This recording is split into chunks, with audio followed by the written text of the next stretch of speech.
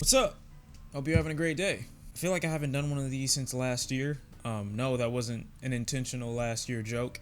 It was actually me saying that I haven't done one of these in about a year, or at least that's what it feels like. It's time for a playlist update. Those of you who aren't familiar with that, it's pretty much where I showcase all the music I've been listening to over the last couple weeks, days, months, however long since I uploaded my last playlist video, and a couple things I wanted to talk about as far as music news. Before we get started with this, for those of you who don't know, I have a gaming channel. Now, I know I've been incredibly inconsistent on that channel, but I will begin to post a little bit more. Channel name is Shawn Cena. It can be found in the link in the description. It can also be found as a pinned comment, so go ahead and subscribe over there if you want to see me go crazy. I'm not really doing anything over there except posting what I play from time to time, so that's pretty much it. If you like games, you like me, there's a subscribe button. And the first piece of news that I wanted to get into was the announcement of Migos' Culture 2 album. They have it set for January 26th. They also released a little snippet of a song that I believe is going to be on the project, one that pretty much influences their fan base to keep fighting the good fight. In the snippet, it mentions taking a knee, and I think it adds to the conversation that more often than not, Migos fan base has this weird capability of making their music really popular, but not making it popular for the right reasons. I'm like 90 to 99% sure that a song like that snippet that was shown, is probably going to go under the radar in comparison to their more lit, more commercial sounding music. And to the general public, it can make Migos come across as if they're a group of guys that make rap music that don't have anything substantial to offer anyone, which more often than not, they make music for turn-up value. But I think any song that encompasses subject matter that's not what the fans are usually used to, it's probably gonna fly under the radar. So I don't want a song like this that could be important as far as Migos' career is concerned to kind of go under the radar just because people like their other songs more. So I will blame the Migos fan base for not allowing music like their more important stuff to be popular. I'm a firm believer that music that doesn't mean anything should be allowed to have its space, but that shouldn't overshadow music that does mean something. I think it should just be a healthy balance. Speaking of Migos, Cuevas and Travis Scott, did I just call him Cuevas? After the Huncho Jack Huncho collab tape that they did back in December of 2017, I enjoyed that tape for what it was. I thought Quavo's contribution was a little bit less than Travis' contribution, but I still enjoyed it for what it was. Wasn't the craziest project, very low on subject matter, very little on detail, but I thought it was produced well enough. Quavo finishes giving his contribution, and then Travis comes in rapping over the strings in the instrumental. That made the song go crazy for me, and especially because of the way Travis was flowing on the song.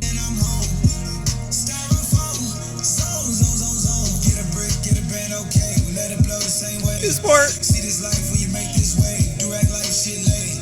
Poker face in and out my place when you play the high.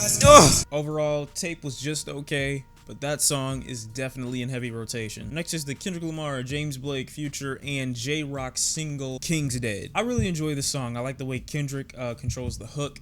I like the way J-Rock flows in really easily. I like the way James Blake transitions the song. I like the way Kendrick pretty much takes over the final portion. Only issues with this track, of course, is Future's contribution. I don't like what he's doing with his voice.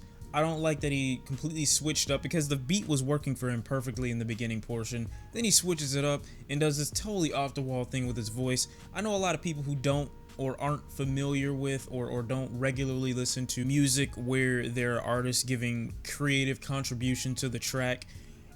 They assume that because Future is doing something that's a little bit weird or off the wall or hard to understand, that it's somehow creative or it's adding this feeling to the music that can't be described, and that's just not true. It just kind of ruins the song. Now, of course, that's just an opinion, but the way people are going hard for Future's verse and they can't explain why they like it, you shouldn't be the one starting a debate over why Future's verse is hot and then you can't explain why his verse is hot. J-Rock has some really nice ocean metaphors for sex in this song.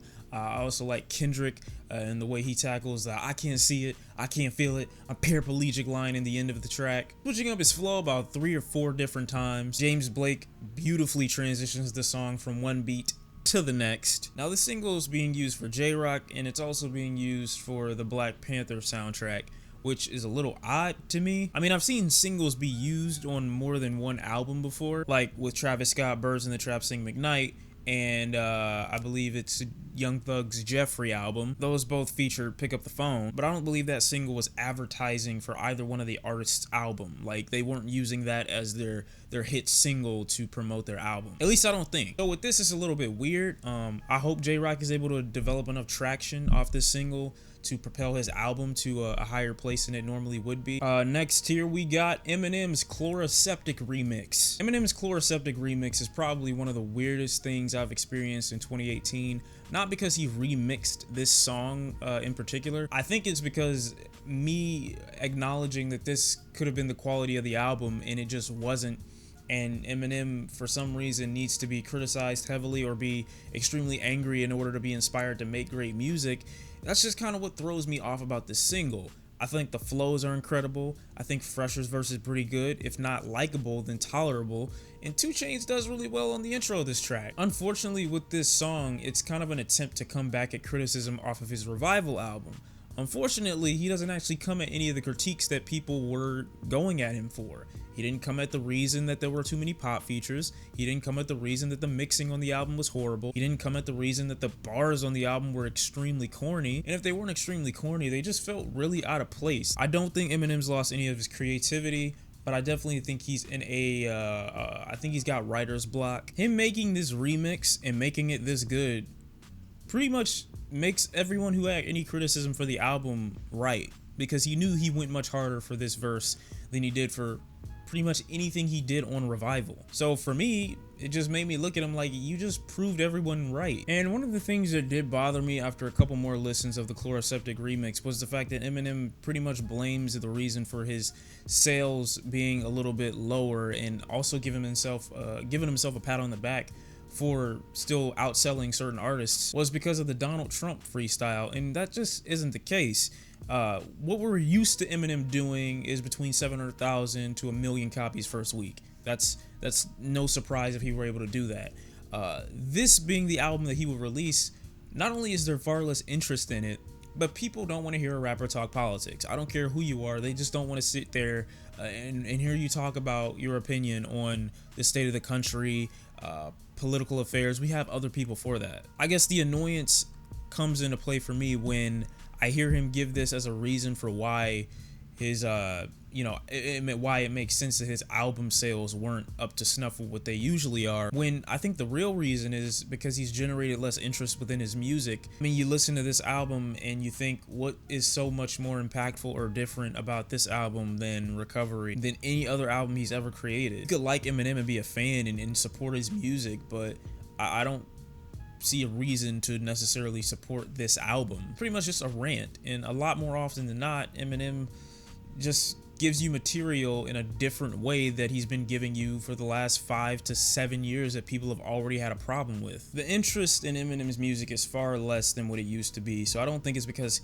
he cut his fan base in half. I just think people are generally less interested in Eminem music nowadays. That being said, I digress.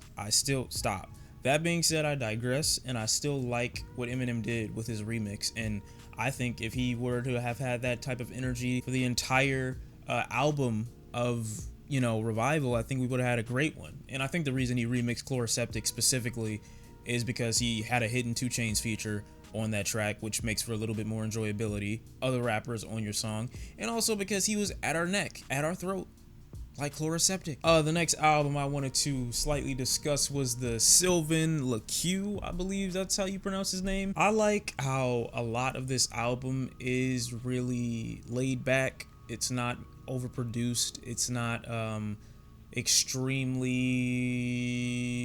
cinematic or anything like that. Instead, it's very thematic and treats honesty as if it's like an alcohol problem. The album's called Apologies in Advance, and it's not really an album that I would say is my cup of tea. I've listened to it, and I enjoy it for what it is.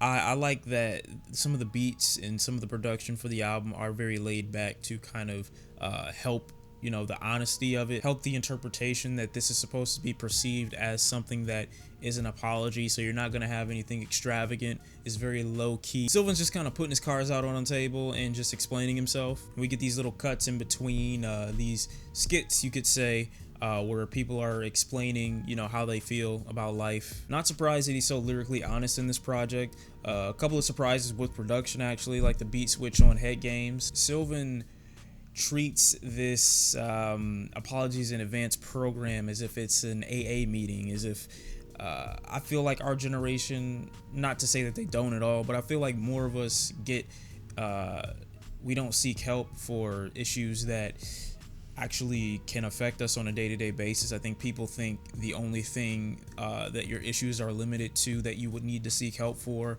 are drugs and alcohol. And he types it or paints it as an AA meeting to say our issues are just as important.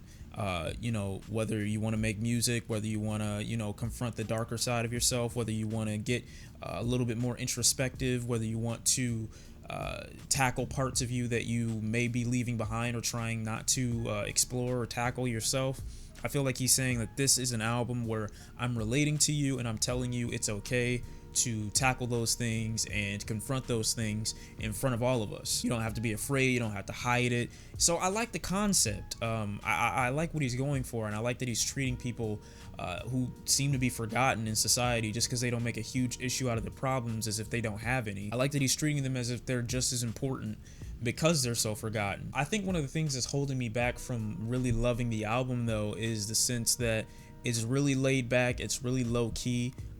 Nothing about it is that extravagant, and I know that that's the point of it, that it helps give that sense of vulnerability, that you don't need to compensate with overly overproduction, trying so hard to be a good rapper or trying so hard to relate to your audience. So I can understand anyone liking this because I like it.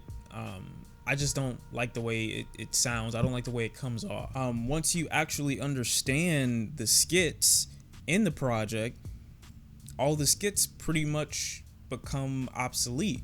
They become unnecessary. So these are like one-time skits that you listen to in order to get the concept down. Once you get the concept, you can listen to the rest of the songs without them.